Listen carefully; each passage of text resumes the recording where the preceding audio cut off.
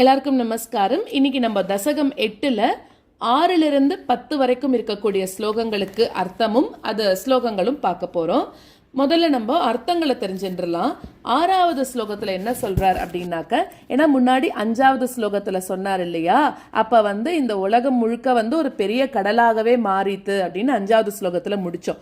So இந்த 6வது ஸ்லோகத்தில் அந்த மாதிரி இந்த உலகம் முழுக்க ஜலமயமான பொழுது யாருமே இல்லைங்க. ஆனால் யார் மட்டும் இருந்தா உன்னோட வடிவத்தில் ஆதிசேஷன் மேல, அதாவது இது ஒரு எக்ஸாம்பிள் என்னன்னா, நித்திய சூரிகளுக்கும் பிரளயத்துல அழிவில்லை அப்படிங்கிறதுக்கு இது ஒரு உதாரணமாக சொல்லப்படுறது. ஆதிசேஷன் நித்திய சூரி தானே, அதனால அந்த ஆதிசேஷன் அழியல. பெருமாள் என்ன பண்ணிட்டு இருக்கார் அப்படின்னாக்க, அந்த ஆதிசேஷன் மேல தன்னோட உருவத்தோட, தன்னோட மாறுபாடு இல்லாத, ஏன்னா பெருமாளுக்கும் அழிவு கிடையாது, ஸோ அதனால அந்த சச்சிதானந்தமே உருவான நீ அந்த பாம்பனை மேல நீ மட்டும் படுத்துன்றிருந்த அப்படின்னு சொல்லி 6வது ஸ்லோகத்துல சொல்றார். 7வது ஸ்லோகத்துல நீ என்ன பண்ணிருக்க, நான் யோக நித்ரைக்கு போறேன் அப்படின்னு சொல்லிட்டு உன்னோட நீ காலமும் உனக்கு கட்டுப்பட்ட ஒரு சக்தி தான், அதனால அந்த காலத்துக்கு நீ கட்டளை போட்டிருக்க அப்படின்றார். இந்த காலம் முடிஞ்ச உடனே நீ என்னை எழுப்பு அப்படின்னு காலத்துக்கு கட்டளை போட்டுட்டு தூங்கின. தட் மீன்ஸ் யோக நித்ரைக்கு போயிட்ட. பெருமாள் தூங்கல, யோக நித்ரையில தான் இருக்க. ஸோ அந்த மாதிரி எல்லா சக்திகளும் வெளிப்படாத நிலையில உன்கிட்ட ஒடுங்கி இருந்தது. இந்த உலகத்துல இருக்கக்கூடிய எல்லா ஜீவாத்மாக்களுக்கும் நீயே எப்படி இருந்தன்னா ஒரு இலைப்பாறக்கூடிய இடமாக நீ இருந்த அப்படின்னு சொல்லி 7வது ஸ்லோகத்துல சொல்றார். அடுத்ததாக 8வது ஸ்லோகம் பார்த்தோம் அப்படின்னாக்க, இந்த மாதிரி பெருமாள் யோக நித்ரையில இருந்தார் இல்லையா, எவ்வளோ வருஷங்கள் இருந்தாராம், 1000 சதுர்யுகங்கள் வரைக்கும் இதே மாதிரி யோக நித்ரையிலேயே பெருமாள் இருந்தாராம். அதுக்கப்புறமா காலசக்தி முதல்ல எழுந்து, ஏன்னா பெருமாள் கட்டளை இட்டுட்டு இருக்காரு இல்லையா, நீ என்னை எழுப்பு அப்படின்னு சொல்லி, அதனால காலசக்தி முதல்ல எழுந்து அதுக்கப்புறமா உன்னை எழுப்பினது. அதுக்காக காலம் பெருமாளுக்கு அப்பாற்பட்டதானா இல்லை, பெருமாளுக்கு அடங்கிதான் காலமும் இருக்கு. பெருமாளிட்ட கட்டளைனால காலம் முன்னாடி எழுந்து பெருமாளை எழுப்புறது. அது 8வது ஸ்லோகம். அடுத்ததாக 9வது ஸ்லோகத்துல என்ன சொல்றார் அப்படின்னாக்க, நீ எழுந்துட்ட, காலம் எழுப்பின உடனே நீ யோக நித்ரையிலேருந்து எழுந்துட்ட இல்லையா, அப்போ உன்கிட்ட ஒடுங்கி இருந்த உலகங்கள் எல்லாத்தையும் நீ பார்க்கறியா, உன்னோட கண்ணை திறந்து நீ பார்க்கற. அதுக்கப்புறம் உனக்குள்ளவே சூக்ஷ்ம வடிவத்துல நுண்ணிய உருவமாக இருக்கக்கூடிய அந்த உலகங்களுக்கு மேல உன்னோட அருள் பார்வைய, பெருமாளோட கடைக்கண் பார்வைய அதுல ஒடுங்கி இருக்கக்கூடிய ஜீவன்கள் மேலெல்லாம் காட்டுறாராம். அது 9வது ஸ்லோகம். 10வது ஸ்லோகத்துல அந்த சமயத்துல என்னாருது, உன்னோட திருநாபியிலிருந்து தெய்வ அம்சம் பொருந்தின ஒரு தாமரை மொட்டு மேல வருதாம். அந்த மொட்டுல தான் யாரெல்லாம் இருக்கா அப்படின்னாக்க, ஒடுங்கி இருந்தது இல்லையா பெருமாளுக்கிட்ட, அந்த வஸ்துக்கள் எல்லாம் சூக்ஷ்ம ரூபமாக அந்த மொட்டுல தான் அடங்கி இருந்தது அப்படிங்கிறது 10வது ஸ்லோகத்துல சொல்ற. மேற்கொண்டு நம்ம ஸ்லோகங்களை கத்துக்கலாம். தவைவ வேஷே பணிராஜ சேஷே ஜலைக சேஷே புவனேஸ்ம சேஷே ஆனந்த சாந்திரானுபவ ஸ்வரூபஹ ஸ்வயோக நித்ரா பரிமுத்ரிதாத்மா. தவைவ வேஷே பணிராஜசேஷே तवैव वेशे पनिराजशेषे जलैकशेषे भुवने स्म शेषे जलैकशेषे भुवने स्म शेषे आनन्दसान्द्रानुभवस्वरूपः आनन्दसान्द्रानुभवस्वरूपः स्वयोगनिद्रा परिमुद्रितात्मा स्वयोगनिद्रा परिमुद्रितात्मा. तवैव वेशे पनिराजशेषे जलैकशेषे भुवने स्म शेषे आनन्दसान्द्रानुभवस्वरूपः स्वयोगनिद्रा परिमुद्रितात्मा.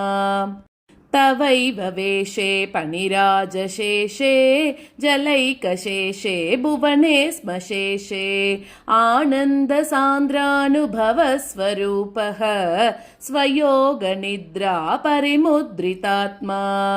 कालाख्य शक्तिं प्रलयावसाने प्रबोधयेद्यादि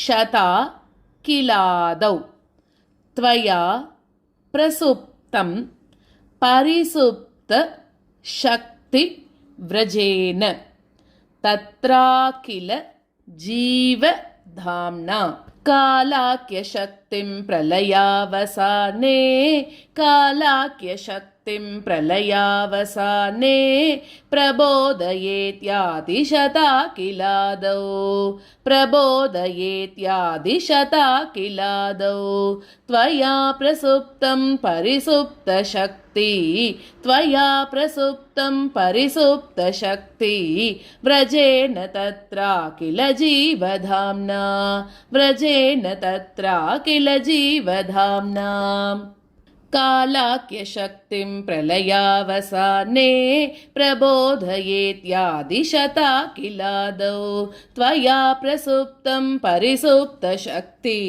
व्रजेन तत्राखिल जीवधाम्ना कालाख्यशक्तिं प्रलयावसाने प्रबोधयेत्यादिशता किलादौ त्वया प्रसुप्तं परिसुप्तशक्ति व्रजेन तत्राखिल जीवधाम्ना चतुर्युगाणां च सहस्रमेवं त्वयि प्रसुप्ते पुनरद्वितीये कालाख्यशक्तिः प्रथम प्रबुद्धा प्रबोधयत्वां किल विश्वनाथ चतुर्युगानां च सहस्रमेवं चतुर्युगानां च सहस्रमेवं त्वयि प्रसुप्ते पुनरद्वितीये त्वयि प्रसुप्ते पुनरद्वितीये कालाख्यशक्तिः प्रथमः प्रबुद्धा कालाख्यशक्तिः प्रथमः प्रबुद्धा प्रबोधयत्वां किल विश्वनाथ प्रबोधयत्वां किल विश्वनाथ चतुर्युगानां च सहस्रमेवं त्वयि प्रसुप्ते पुनरद्वितीये कालाख्यशक्तिः प्रथमः प्रबुद्धा प्रबोधयत्वां किल विश्वनाथ चतुर्युगानां च सहस्रमेवं त्वयि प्रसुप्ते पुनरद्वितीये कालाख्यशक्तिः प्रथमः प्रबुद्धा प्रबोधयत्वां किल विश्वनाथ विबुध्य च त्वं जलगर्भशायिन् विलोक्य लोकान् अखिलान् प्रलीनान् तेष्वेव सूक्ष्मात्म तया निजान्तः स्थितेषु विश्वेषु ददात दृष्टिम् विबुध्य च त्वं जलगर्भशायिन् विबुध्य च त्वं जलगर्भशायिन् विलोक्य लोकान् अखिलान् प्रलीनान् विलोक्य लोकान् अखिलान् प्रलीनान् तेष्वेव सूक्ष्मात्मतया निजान्तः तेष्वेव सूक्ष्मात्मतया निजान्तः स्थितेषु विश्वेषु ददात दृष्टिम् स्थितेषु विश्वेषु ददात दृष्टिम् विबुध्य च त्वं जलगर्भशायिन् विलोक्य लोकान् अखिलान् प्रलीनान् तेष्वेव सूक्ष्मात्मतया निजान्तः स्थितेषु विश्वेषु ददात दृष्टिम् विबुध्य च त्वं जलगर्भशायिन् विलोक्य लोकान् अखिलान् प्रलीनान् तेष्वेव सूक्ष्मात्मतया निजान्तः स्थितेषु विश्वेषु ददात दृष्टिम् ततस्त्वदीयादयि नाभिरन्ध्राद्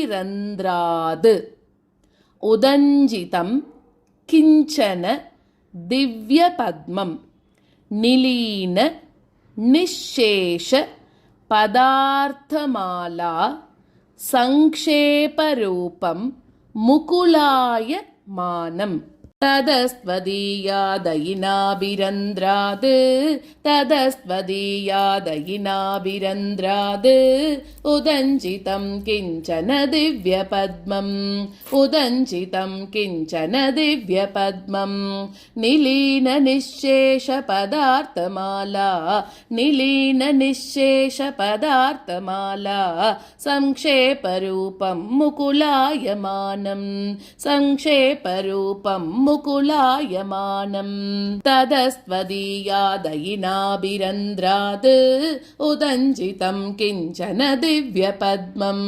निलीननिःशेषपदार्थमाला संक्षेपरूपं मुकुलायमानम् तदस्त्वदीयादयिनाभिरन्द्राद् उदञ्चितं किञ्चन दिव्यपद्मम् निलीननिःशेषपदार्थमाला संक्षेपरूपं मुकुलायमानम्।